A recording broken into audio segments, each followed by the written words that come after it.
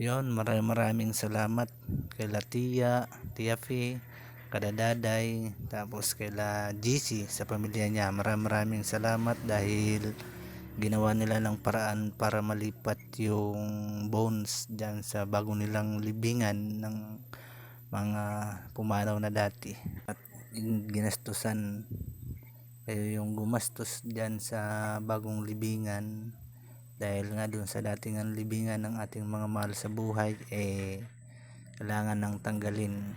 Ayan, magkaroon sila ng bagong libingan, medyo maayos din na lugar. Kaya ako'y nagpapasalamat, kami nagpapasalamat sa inyo dahil kahit pa paano nandiyan kayo, ginawa nyo kagad ng aksyon para malipat yung ating mga pumanaw na mahal natin sa buhay. Ayan yung mga lapida nila. Yan, kay nanay, kay tiyo, kaya sa dalawang tiyuhin ko. At dito naman sa kabila yung si lola, si lolo. Yan, nakakarton yung bones nila. Diyan kami yung mga nauna muna dyan. Tinignan muna namin yung sit up nila.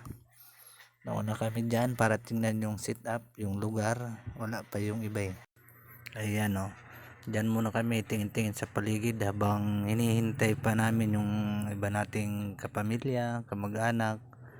Tinitingnan muna namin yung mga nasa paligid nandyan, tatanong-tanong kung anong oras ba ililibing yung mga bones na nandyan.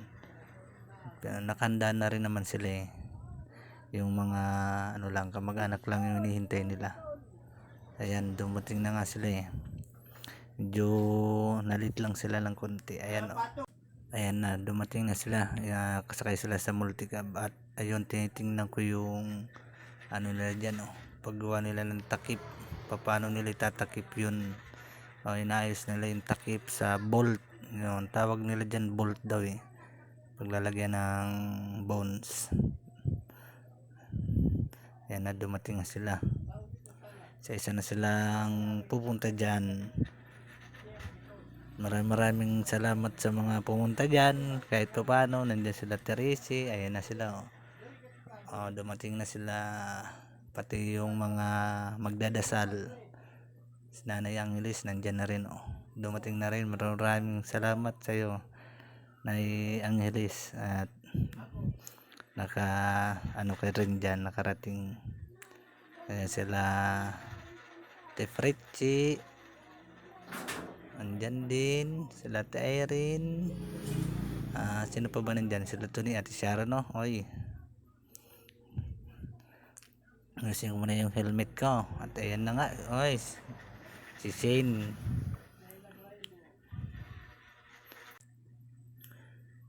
Sumasayaw-sayaw pa si Julia. Tapos akala ko ako lang yung vlogger, dami pa palang vlogger dyan. Nandyan si ate nagbablog na rin Ate Mary Jane nagbablog na rin yan. Tinago niya yung cellphone niya, nahiya. Ate Pritchie duman. Ayan, sinusundan ko kung saan yung pupunta. Ayan na nga, medyo naghihintay na kami nung ibang mag-a-assist sa amin dyan, yung magtatabon, maglalagay ng lupa, ibabalik na yung lupa dun, at maglalagay din ng mga bones dun sa bolt ilalagay. Hinihintay namin dyan. Ayun si Ate Irene may tinatawag-tawagan pa. Sino kaya tatawagan ito?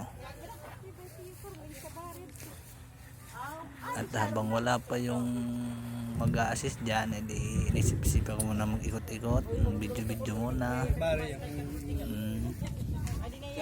Videoan ko muna sila. Ayan sila Ayan. Medyo kunti lang kami kasi yung ibang mga pamilya natin nasa malalayo pa, hindi makakarating.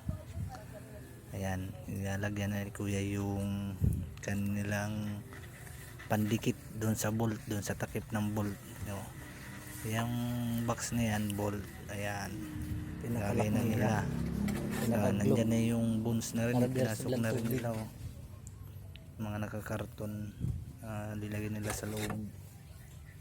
Yan mga karton na yan, yan tatlo na yan, yan yung nanay ko, yung dalawang chewing ko. Doon sa kabila, nandun yung sa kabilang bones naman yung lolo at lola. Ayan. Oh. Ayan yung linalagay na nila yung bones doon sa bolt, no, nalagay na nila. Yan yung sa lolo at lola ko, lolo tapos lola, yan magkasama yan sa isang bolt. Oh, yung kanina yung tatlo doon magkasama din sa isang, bali dalawang bolt yan eh, dalawang bolt kasi 5 bones yung ilinipat dyan. Ayan yung tatlo, ayan, bali 5 lahat magkakasama yung tatlo. Sana yung pantakip nila inaayos na rin at itatakip na rin yan mamaya doon sa bolt para pag linagyan ng lupa hindi papasukan ng lupa yung mga bones o yung loob ng bolt, yung pinaglagyan ng bones, yung box. Ayan, itatabo na yan, tabo na yan doon. Yan yung pagtabon nila, hindi nila inaalsa, talagang meron silang gamit. Yan iuhulog na yan, ay iuhulog o ibababa nila yan. Dahan-dahan yung pagbaba din yan, kagaya din nung paglibing din sa mga press body, ganyan din yung ginagawa nila. Ayan o, binababa na yung takip. Ayan, bumaba na si kuya, diniin yung takip para hindi talaga umangat, hindi pasukan ng tubig. Ayan, inaayos na nila yan. Tapos ito naman si Ate Pritchie, yan, kumukuha na siya ng bulaklak, inuhulog niya na doon, tapo-tapo, dahil tatabunan na ng lupa. Ayan na yung truck. Ibang ano din sila dito, hindi sila minaman-manong pinapala, talang isang bultuhan na talaga yung paghulog ng lupa. Truck yung ginagamit nila paghulog doon sa bolt, doon sa hukay. Yan, ganyan yung pagandyan para mabilis nga naman yan kaysa yung papalapalahin pa.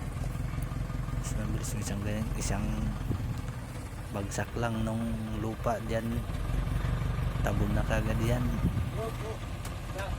Wala sila nakalibing sa Holy Cross. Ayan, yan yung bagong libingan nila dyan sa Holy Cross, Tacloban.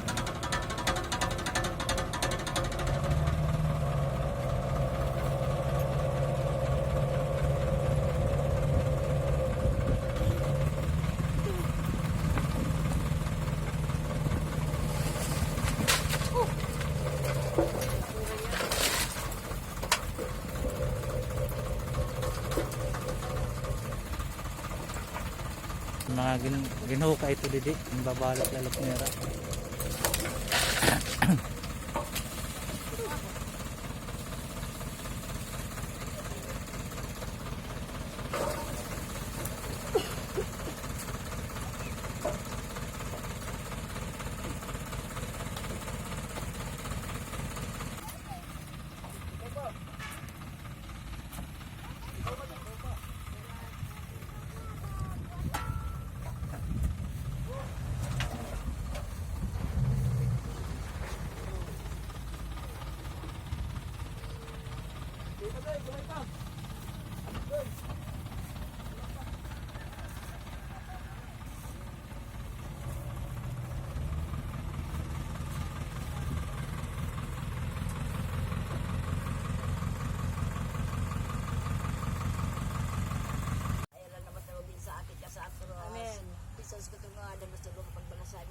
Kaluyan, managinan mga kalagatanan sa purgatorio nga managinan. Isus katungo di mabang sa Kaluyan, managinan mga kalagatanan sa purgatorio nga managinan. Isus katungo di pagtampa di Kaluyan, managinan mga kalagatanan sa purgatorio nga managinan.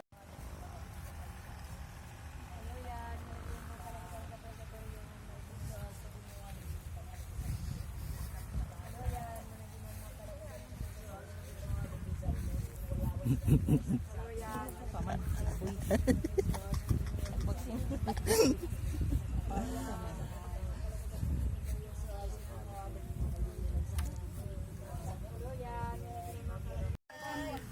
ayan na nga, medyo hapon na rin kaya mag-uwian na rin kami. Ayan, maraming salamat sa mga nagdasal dyan. Yan sila Lola Angelis. Ayan, uwi na rin yan sila, yung mga may edad na. Kami uuwi na rin. Ayan, ang dalawa nakamotor lang yung dalawa. Kami uuwi na. At dadaan muna pala kami doon sa bahay nila Ate Pretsi para magkaroon ng kunting salo-salo. Ayan, uuwi na kami at maraming salamat sa inyo, sa inyong suporta. Kaya hanggang dito na lang muna siguro.